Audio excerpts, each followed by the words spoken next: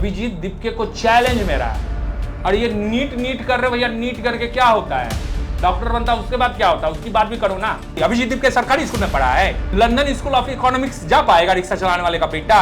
क्या ये लड़ाई सरकारी स्कूलों में शिक्षा की गुणवत्ता को सुधारने के लिए नहीं होनी चाहिए? इक्वलिटी की बात नहीं होनी चाहिए? अभी जो बयान आया उसका उन्होंने तो कहा मैं तिरचट्टा हूँ, इतना जल्दी निकलूंगा नहीं। कहाँ जाएंगे? उनका कहना हमारा मुद्दा था नीट। तुम युवाओं की मुद्दा को सेट करोगे?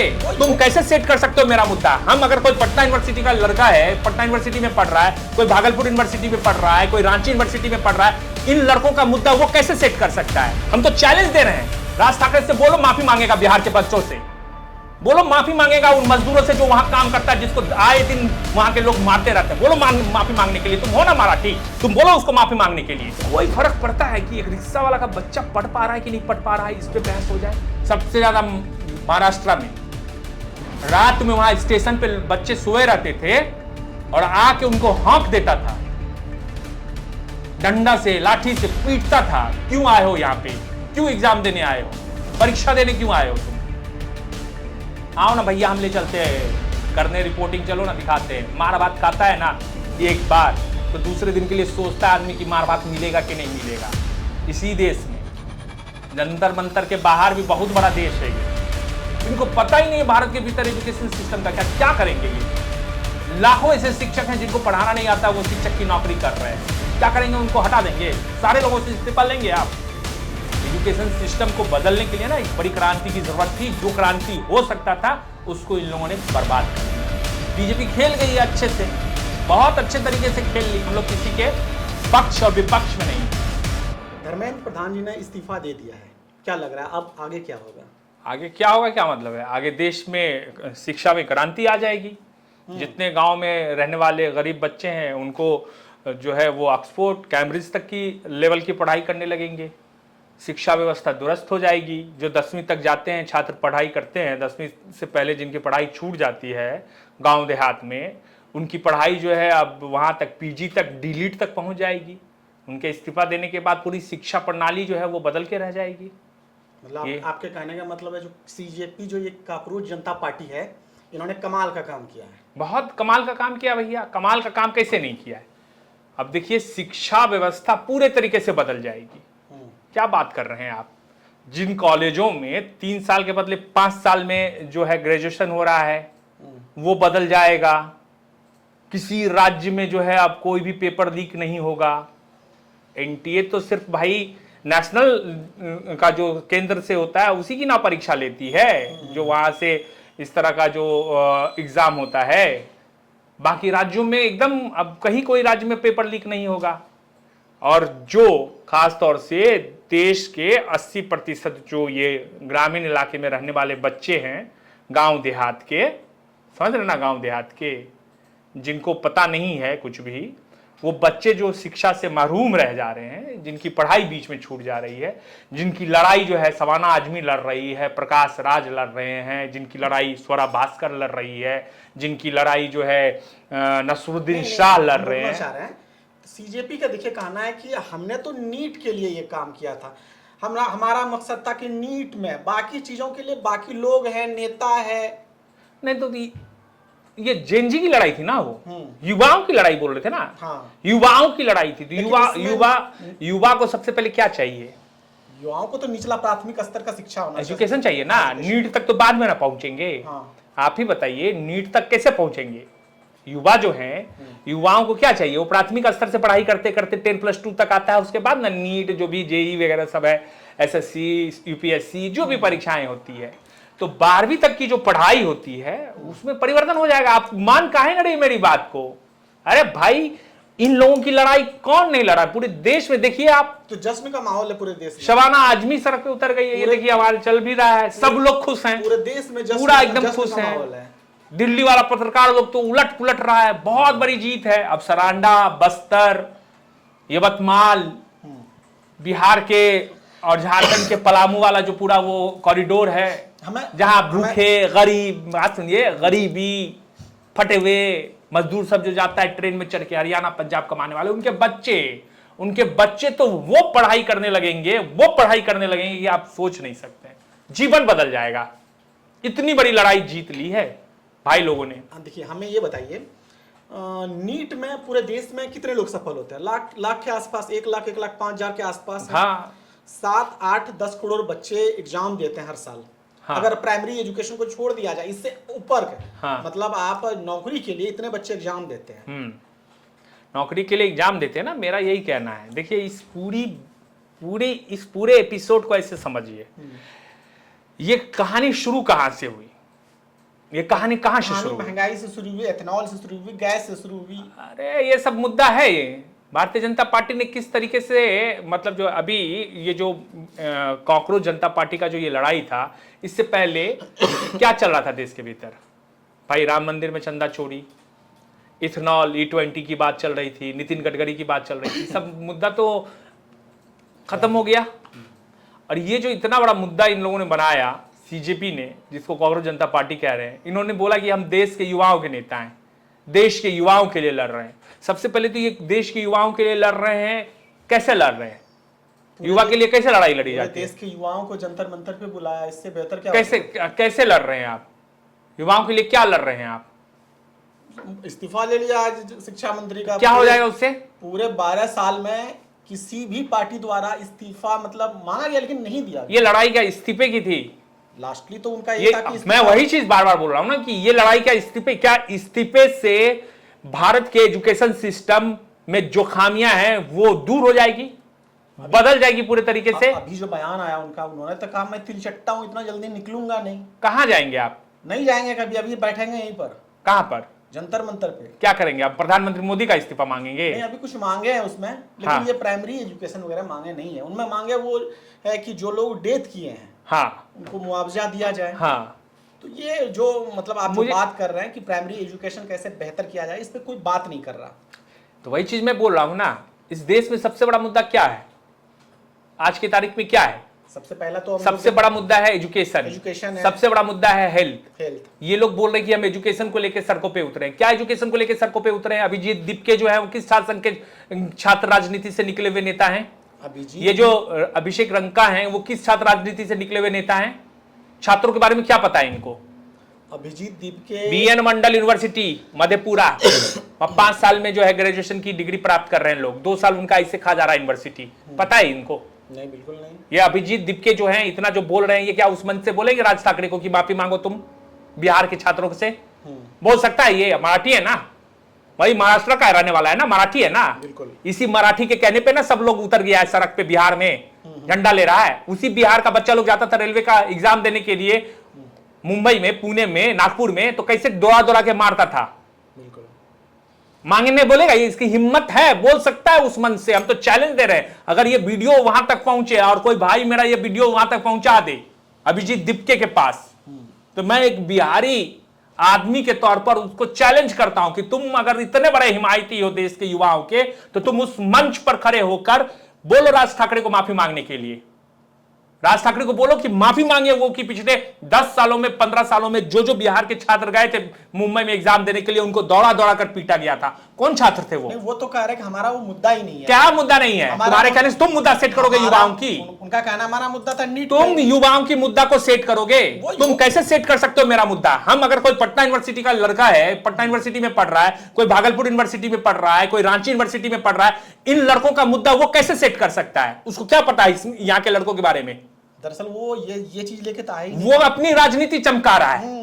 वो अपनी राजनीति, इतने बड़े तुम नेता थे, तो जब तुम आए यहां पर, जब तुमको पता चला कि कोई जो है कोर्ट से कोई बोल दिया है कि भाई यहां के युवा तो कॉकरोच है, और तुमने एक पेज बना दिया, और पेज बनाया तो तुम्हारे पीछे जो है इंस्टा आंदोलन है। ये इंस्टा आंदोलन आपको बता रहे हैं, तुम्हारे पीछे जो है लाखों लोग जो है जुड़ गए उस पेज पे। तुम्हें मौका दिखा, तुम वहां से आए, तुमने क्या किया?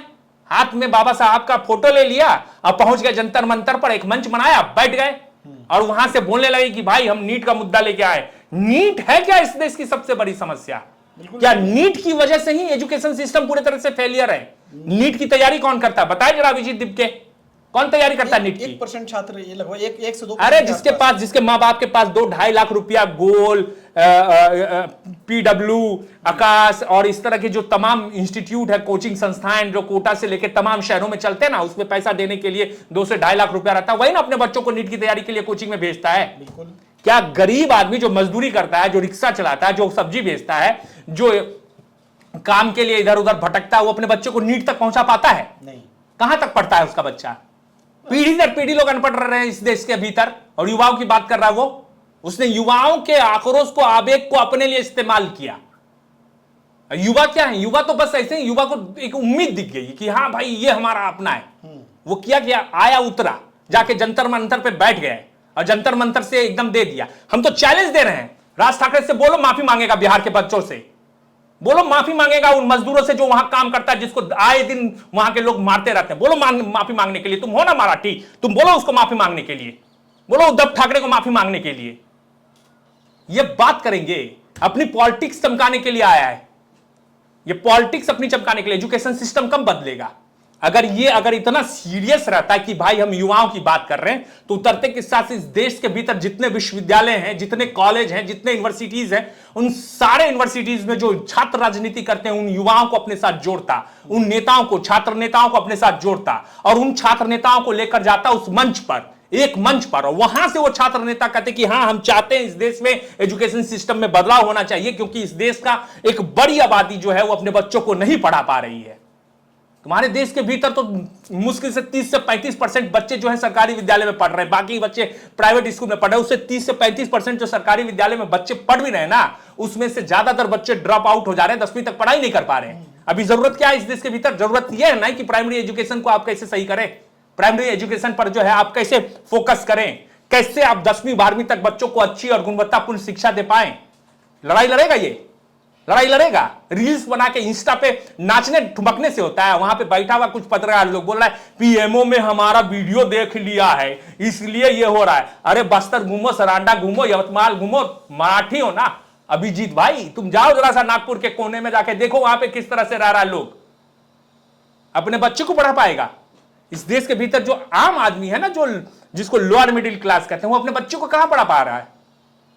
अब ये बोलेगा नहीं हम तो भाई लड़ाई लड़ने नहीं आए, हम तो एक मुद्दा उठाए हैं, क्या बोलते हैं उसको, अकाउंटेबिलिटी क्या बोलते हैं भैया, हमारी अंग्रेजी तो हम सरकारी स्कूल में पढ़े हुए हैं इसलिए नहीं है, वो होता है। हमारी ये पहली जीत है, अगर हम उनका इस्तीफा ले रहे हैं तो किसी का भी इस्तीफा ले लेंगे। अरे इस्तीफा लेने से एजुकेशन सिस्टम सही हो जाएगा? इस देश के भीतर तो एक बनी हुई है ना संस्था, एक प्रक्रिया है ना, लोकतंत्र की आप बात कर रहे हैं, तभी ना आप वहां खड़े होकर सरकार को सीधे मुंह में खड़े होकर गाली दे रहे हैं। इस देश में प्रधानमंत्री को ईरान में दे दीजिएगा, पाकिस्तान में दे पाइएगा, हैं जाके दे पाइएगा, सीरिया में जाके दे पाइएगा, जो यूएई और ये जो तमाम कंट्री है वहां पे जाके दे पाइएगा। लोकतंत्र है तभी ना आप खड़े होकर वहां से बोल रहे हैं, खड़े होकर बोल रहे हैं कि नहीं तुमको इस्तीफा देना पड़ेगा। इस देश में बनी हुई है ना भाई, संविधान क्या कहता है, 5 साल बाद हर आदमी को, हर जनता को यह अधिकार दिया है ना कि आप 5 साल बाद जो है चुनाव की होता है, उसमें आप चुन लीजिए, आपको पसंद नहीं है नेता को हटा दीजिए, खत्म कीजिए कहानी। ये गुस्सा चुनाव में दिखना चाहिए था। ये वही चीज मैं बोल रहा हूं ना, गुस्सा दिख रहा था, वही चीज मैं बोल रहा हूं ना। ये क्या किया ना, मेरा गुस्सा इस वजह से है कि इन्होंने एक अच्छे मुद्दे को बिल्कुल से गलत ट्रैक पे देके उसको धाराशाही कर दिया। अब क्या होगा ना कि इस मुद्दे को फिर से लाइमलाइट में आने में, फिर से ट्रैक पे आने में वर्षों दशकों लग जाएंगे, तब जाके ये मुद्दा फिर से आएगा। ये लड़ाई जो है ना, दिल्ली के कुछ एलिट वर्गों के बीच की लड़ाई बन के रह गई। पूरे दिल्ली के पीड़ित बिहार, उधर जमुना पास हादरा से लेके और बसंत कुंज तक का जो बच्चा लोग था ना, सब बैठा हुआ था। अब सोचिए कि जेएनजी बन के पहुंच गया वहां। राजी, ये एक चीज सोचिए कि जो बच्चा बिहार में आंदोलन कर रहा है, जो बच्चा यूपी, वही चीज मैं बता रहा हूं आपको बता रहा हूं। ये जो वहां पे जंतर मंतर पे उछल रहे हैं ना कि हमारी वजह से देखिए इस्तीफा दे दिया, ये इस्तीफा उनकी वजह से नहीं हुआ, लिख के दे रहा हूं मैं, स्टाम्प मार के दे रहा हूं। ये इस्तीफा इसलिए हुआ कि वो उसकी इंटेंसिटी थोड़ी सी जो है बिहार में पहुंच गई, उत्तर प्रदेश में पहुंच गया, और यूनिवर्सिटी के लड़के जब सड़क पे उतर गए, विश्वविद्यालय के लड़के, कॉलेज के लड़के जब सड़क पे उतर गए, तब सरकार को यह डर सताने लगा कि ये तो आग हो जाएगा, फिर तो आग हो जाएगा। तो वो बच्चे क्यों उतरे? वो बच्चे उतरे इसीलिए कि उनको लगा कि यार मेरी समस्या है, मेरी। सरकार ने क्या किया, तुरंत में जो है धर्मेंद्र प्रधान से इस्तीफा दिलवा दिया। अब जो बच्चे बिहार की सड़कों पर उतरे थे उससे जाके पूछिए, कांग्रेस जनता पार्टी को जानते हैं? उनसे जाके पूछिए, अभिजीत दीपके को आप अपना नेता मानते हैं या अरविंद केजरीवाल को आप अपना नेता मानते हैं? एजुकेशन सिस्टम में बदलाव लाने के लिए आपको सबसे पहले गंभीरता से उसके ऊपर सोचना पड़ेगा।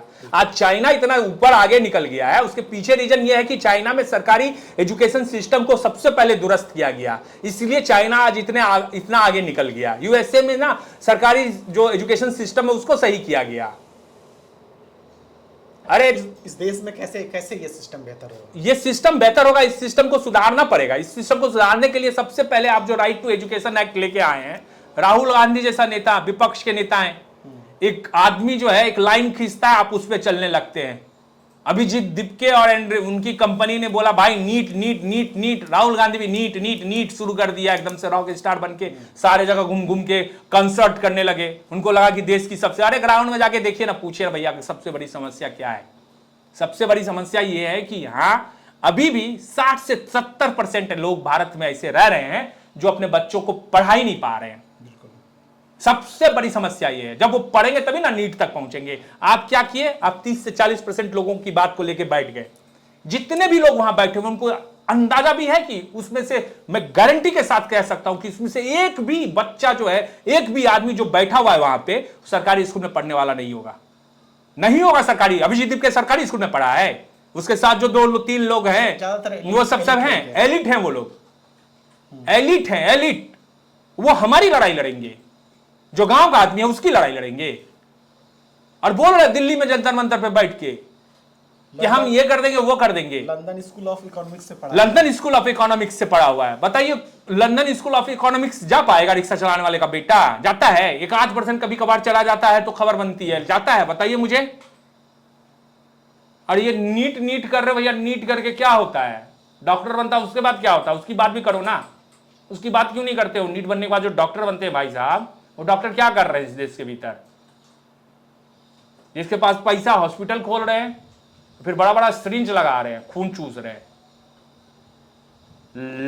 जब तक ग्रामीण स्तर पर एजुकेशन सिस्टम को सही नहीं करेंगे, ये हाल इस देश के भीतर रहेगा। और मैं फिर कह रहा हूं, अगर इतना युवाओं को लेके ये है, तो मेरा गुस्सा ये है, मैं जेएनजी नहीं हूं, उससे पहले वाला जनरेशन हूं, ठीक है ना, 90 वाला हूं। और 90 वालों ने जो झेला है इस देश में, अगर परीक्षा देने जाना है दूसरे स्टेट में तो मारा जाता था, सबसे ज्यादा महाराष्ट्र में। रात में वहां स्टेशन पे बच्चे सोए रहते थे और आके उनको हॉक देता था, डंडा से लाठी से पीटता था। क्यों आए हो यहां पे? क्यों एग्जाम देने आए हो? परीक्षा देने क्यों आए हो तुम? अभिजीत दीपके को चैलेंज मेरा, अगर तुम इतने बड़े भाई, बड़े नेता हो, मैं जान रहा हूं ये वीडियो डालूंगा, लूटेगा वो लोग, टूटेगा हमारे पेज पे, लेकिन मैं चैलेंज देता हूं आपको, अगर इतने बड़े नेता हो, राज ठाकरे को बोलो कि माफी मांगे कि बिहार के बच्चों के साथ जो हमारे मनसे ने या वहां की जो तमाम लोगों ने बदतमीजी की है, बिहार और उत्तर प्रदेश, बोलो ना रंका, उत्तर प्रदेश के लोग, उत्तर प्रदेश के युवा तुम्हारे कहने पे जगेंगे। और वहां के कुछ पत्रकार वीडियो बना रहे हैं, उनको लग रहा है कि बाप रे बाप, हमसे बड़ा तो है ही नहीं, आओ ना भैया हम ले चलते हैं करने रिपोर्टिंग, चलो ना दिखाते हैं। मार भात खाता है ना एक बार, तो दूसरे दिन के लिए सोचता है आदमी कि मार भात मिलेगा कि नहीं मिलेगा। इसी देश में जंतर मंतर के बाहर भी बहुत बड़ा देश है ये, ठीक है, इंटेंसिटी। और विपक्ष में जो कांग्रेस पार्टी है, दिक्कत है, बहुत दिक्कत है। मुद्दा पहचानिए ना, मुद्दा पहचानिए, अपने नेताओं को भेजिए वहां तक जहां मेन है, जड़ है, तभी भला हो पाएगा, वरना जो है ऐसे ही रह जाएगा। धर्मेंद्र प्रधान ने जो इस्तीफा दिया है वो क्यों दिया है आप भी समझ रहे हैं, हम भी समझ रहे हैं। और यहां ये भी क्लियर कर दे रहे हैं कि हम लोग किसी के पक्ष और विपक्ष में नहीं है। ये गुस्सा है क्योंकि हम भी इस देश के, एक पत्रकार की तरह इस देश के हम भी एक नागरिक हैं। एक अच्छे मुद्दे को किस तरह से भटका दिया गया, एजुकेशन सिस्टम में क्या परिवर्तन हो जाएगा, सवाल मेरा ये है। कितना बदल जाएगा एजुकेशन सिस्टम भारत के भीतर, कितना बदलाव ले आएंगे ये, इनको पता ही नहीं भारत के भीतर एजुकेशन सिस्टम का क्या क्या करेंगे ये। लाखों ऐसे शिक्षक हैं जिनको पढ़ाना नहीं आता, वो शिक्षक की नौकरी कर रहे हैं, क्या करेंगे? उनको हटा देंगे, सारे लोगों से इस्तीफा लेंगे आप? क्राइम है। हमारे पेज पे ऐसी हजारों स्टोरी भरी पड़ी हुई है जहां जाके मैंने किया है, जहां 10वीं 8वीं में पढ़ने वाले बच्चे 2+2 नहीं बता पा रहे हैं और शिक्षक रोजाना उसे स्कूल में जा रहा है। तो आप क्या करेंगे कि पूरे जो ये लाखों शिक्षक हैं उनसे इस्तीफा मांगेंगे? एजुकेशन सिस्टम को बदलने के लिए ना एक बड़ी क्रांति की जरूरत थी। जो क्रांति हो सकता था उसको इन लोगों ने बर्बाद कर दिया। हाँ, आज से अगर 1 महीना पहले इधर अगर आप जाइएगा तो पूरे देश किस तरह सुलग रहा था मुद्दों को लेकर, पूरा बर्बाद कर दिया। इस पूरा बीजेपी खेल गई है अच्छे से, बहुत अच्छे तरीके से खेल ली, अपने पिच पे खेल गई। पास जवाब नहीं था। बीजेपी इस पूरे प्रोटेस्ट से पहले बहुत दबाव में थी। राम मंदिर जो कि उनके आस्था से बोल नहीं पा रहे थे, सारे भारतवर्ष के तमाम लोगों के आस्था से जुड़ा हुआ है। राम मंदिर को बनाने में जो लोग अपना सब कुछ न्यौछावर किए हैं, उस राम मंदिर में चंदा चोरी, जो लोग वहां पे आस्था के साथ दान देते हैं उसमें चोरी, समझिए कितना बड़ा मुद्दा था। वहां की वीडियो जो है उस तरह की वहां की खबरें आ रही थी, लोगों ने मतलब एक तरह से गुस्सा दिख रहा था। मामला खत्म, मुद्दा खत्म। इथेनॉल 20 E20 जबरन थोपा जा रहा था देश के नागरिकों के ऊपर। क्या हुआ? खत्म मुद्दा, खत्म हो गया। महंगाई इतनी बड़ी त्रासदी है इस देश के भीतर, जो आम जो मिडिल क्लास आदमी है वो समझ रहा है कि इस महंगाई के दौर में परिवार चलाना, बच्चों को पढ़ाना कैसे रह रहे हैं। जेएनजी कमर लटका रहे हैं, मटका रहे हैं, बोल रहे हैं कि हम प्रोटेस्ट कर रहे हैं। आओ भैया, जंगल झाड़ में भी बहुत लोग रहता है, बहुत जेएनजी है। गांव देहात में जो लोग रहते हैं वो जेएनजी नहीं है, हैं? वो क्या है बताइए तौसीफ भाई? जेएनजी ही है ना। तो दीपके साहब बोलेंगे राज ठाकरे को? दोनों में अंतर ये है कि वो एलिट वर्ग वाले हैं, एलिट वर्ग वाले हैं। उनका जितना का उनका एक जीन्स पैंट रहता होगा, एक टी शर्ट रहता होगा, उतना तो महीना में उसके जो यहाँ वाला जेएनजी है उसके माँ बाप कमाने पाते होंगे। यहाँ वाला अगर जेएनजी अगर गलती से 2-4 ठो वहाँ पहुंचा भी होगा तो वो मुंह ढक के पहुंचा होगा, कहीं बाप देख ना ले। नहीं, वो तो मजा लेने के लिए पहुंचता है, वो तो है ही। बिहार वाला जेएनजी लोग मजा लेने के लिए पहुंचा है, मजा ले रहा है वहां पे, आराम से मजा लिया, अपना ये हो गया। तो ये स्थिति है भाई साहब, ये थोड़ा सा है। और जो लोग भी इस वीडियो को देख रहे हैं, मुझे पता है कि अगर आप लोगों के पास ये वीडियो पहुंचेगा तो बहुत सारे ऐसे लोग हैं जो ये मानेंगे और जो इस मुद्दे को लेकर हो सकता है कि मेरे बारे में या मेरे चैनल के बारे में काफ़ी कुछ लिखेंगे। मैं उसके लिए तैयार हूँ। लेकिन आप ही सोचिए कि इस देश की सबसे बड़ी समस्या एजुकेशन सिस्टम और हेल्थ सेक्टर जो है, ये दो ऐसे सेक्टर हैं जिसमें बहुत गंभीरता से बदलाव करने की जरूरत है। वो गंभीरता से कैसे बदलाव होगा? आप सोचिए कि आप अगर बीमार पड़ते हैं तो मैक्सिमम 80 से 90% लोग जो है सरकारी हॉस्पिटल में इलाज के लिए नहीं जा पाते हैं। वही लोग हॉस्पिटल में जा पा रहा है जो गरीब है, जिसके पास पैसा नहीं है सरकारी अस्पतालों में। क्यों नहीं जा पा रहे हैं आप? क्योंकि सरकारी अस्पतालों पर आपको भरोसा नहीं है, सरकारी हॉस्पिटल पे आपको भरोसा नहीं है। आपको लगता है कि सरकारी हॉस्पिटल पे आप जाएंगे तो आपको सही से इलाज नहीं होगा। समझिए, इस देश में इतना सारा खर्च किया जा रहा है, हर साल बजट का एक लंबा चौड़ा जो है पैसा जो है हेल्थ सेक्टर को मजबूत करने के लिए खर्च किया जा रहा है। बावजूद इसके 80-85 साल में भी हम उस चीज़ को सही नहीं कर पाए। दूसरा सबसे बड़ा सेक्टर है एजुकेशन सेक्टर। आप ही बताइए, 90% लोग जो है वो अपने बच्चों को प्राइवेट स्कूल में पढ़ाते हैं। क्यों पढ़ाते हैं? क्योंकि उनको सरकारी स्कूलों पर भरोसा नहीं है। क्या ये लड़ाई सरकारी स्कूलों में शिक्षा की गुणवत्ता को सुधारने के लिए नहीं होनी चाहिए थी? इक्वलिटी की बात नहीं होनी चाहिए थी? जब आप राइट टू एजुकेशन एक्ट की बात करते हैं तो ये क्या इक्वलिटी की बात नहीं होनी चाहिए थी कि कोई दिल्ली के बाराखंबा रोड का मॉडर्न स्कूल में पढ़ने वाला बच्चा और गांव देहात में रहने वाले, बिहार के सुदूर देहात में एक गांव में रहने वाला बच्चा, दोनों को एक समान शिक्षा नहीं मिलनी चाहिए? मिलनी चाहिए कि नहीं मिलनी चाहिए? ये हक है कि नहीं है? उसको आप जो है पूरे तरीके से बर्बाद आपने कर दिया। उसकी लड़ाई लड़ने की कोशिश हो ही नहीं रही है और इसको आप एक दूसरे चश्मे से देख रहे हैं। और कुछ बोल रहा है? नहीं, बस काफी है तो ना? आप जो चीज़ चल रहा है देश में आप भी देख रहे हैं। पिछले 1-2 महीने में जो चीज़ हुआ, चाहे वो नीट का आंदोलन तो बाद में शुरू हुआ, उससे पहले जो आंदोलन हुआ उससे इतर जो लगातार लोग आवाज़ उठा रहे थे, महंगाई को लेकर आवाज़ उठा रहे थे, इथेनॉल को लेकर आवाज़ उठा रहे थे, गैस, बहुत सारी समस्या थी। आप भी इस चीज़ों से आपके घर भी प्रभावित आपका हुआ होगा, तो आप जरूर सोचिएगा। हम लोग इस वीडियो में कोशिश हम लोगों ने किया कि हर मुद्दे पर बात रखी जाए। खासकर अभिजीत दीप के द्वारा जो आवाज़ उठाया गया, उसके बाद क्या कुछ हुआ, इन सारी चीज़ों पे हम लोगों ने बोलने की कोशिश की। आप अपनी राय भी एक पेज बनाते हैं आप और एजुकेशन सिस्टम के बारे में सब कुछ समझ के आ जाते हैं। एक शब्द बोलता है कोई आप उस शब्द को लेके ट्विटर और Insta and every social media पे एक पेज बनाते हैं, उससे लाखों लोग आपसे जुड़ जाते हैं और आप एजुकेशन सिस्टम पे बात करने के लिए मंच पे आ जाते हैं। आपने देश के एजुकेशन सिस्टम को कितना समझा है? कितना समझा है? इंडिया में अमेरिका में रहने वाले लोग हैं, कितना समझा है एजुकेशन सिस्टम को? किसी देश में आप यहाँ के रहिए- छात्रों की समस्या को कितना समझा है? हैं? किसी देश में आप पहले रहिएगा तब ना समझिएगा। कितना समझा है ये बताइए। और वो ये बोल रहा है कि हम छात्र की लड़ाई लड़ रहे हैं, युवाओं की लड़ाई लड़ रहे हैं, नीट के बच्चे जो हैं उनकी लड़ाई लड़ रहे हैं। उन्होंने क्या किया? बच्चों के इमोशन को खेल लिया, अच्छे तरीके से खेल लिया, कैश कर लिया। जैसे अन्ना आंदोलन में लोगों ने कैश किया था ना, तो समय रहते आप लोगों ने कहा कि अन्ना आंदोलन ने गलत किया था। अन्ना आंदोलन में क्या किया? अन्ना हजारे को बिठाए लोग, कैश किया अन्ना आंदोलन को, फिर बोला कि नहीं भाई सिस्टम से बाहर रह के जो है सिस्टम को सही नहीं किया जा सकता है। तो कैसे सही होगा? तो सिस्टम में भीतर घुसना होगा। फिर उन्होंने अपनी एक पार्टी बना ली, बीजेपी ने एक चीज आम आदमी पार्टी बनाई। फिर आम आदमी पार्टी पे लोगों ने ये ट्रस्ट किया कि भाई ये पार्टी बनी है, लोग भरे हुए थे, लोगों ने उनको जमकर वोट किया, वो सत्ता में आए, 2 बार सत्ता में रहे। आप मुझे बताइए क्या बदलाव कर दिया उन्होंने? कुछ नहीं। 10 साल सरकार में रहे, 10 साल मुझे लगता है 10 साल रहे, 15 साल रहे, दो टर्म रहे। उसके अलावा एक कांग्रेस के साथ उन्होंने कुछ महीने के लिए ठीक सरकार है। बनाई थी। तो क्या हो गया? कुछ नहीं, बदलाव कर दिया क्या उन्होंने? करप्शन खत्म हो गया? लड़ाई करप्शन से शुरू हुई थी ना, खत्म हो गया क्या? मेरे हिसाब से दिल्ली में कुछ ज्यादा बदलाव नहीं हुआ। और जानते हैं सबसे बड़ी बात क्या है? ये लोग नेताओं को टारगेट करते हैं। ये जो जिस नौकरी की बात कर रहे हैं ना, ये जो नौकरी लोग लेता है, पहले नौकरी लेता है, पहले लड़ाई लड़ता है नौकरी के लिए कि हमको नौकरी मिले, फिर नौकरी लेता है और उसके बाद दीमक की तरह इस देश को चाटता है। ब्यूरोक्रेसी देश चला रहा है ना। अगर किसी जिले के भीतर अगर कोई गड़बड़ियां हो रही है तो वहां का डीसी ना उसके लिए ज्यादा जिम्मेदार है, क्योंकि चलाने का तो उन्हीं के पास है ना।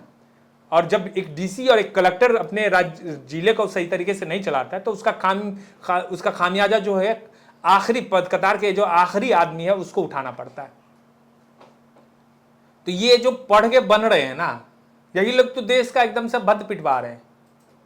और एजुकेशन सिस्टम क्या है? वो जंतर मंतर से जो वीडियोस आ रहे हैं ना, जो बच्चों का जो अल्फाज निकल रहा है ना, जो वो बोल रहे हैं ना, जो वो पोस्टर बना रहे हैं ना, उससे समझ में आ रहा है।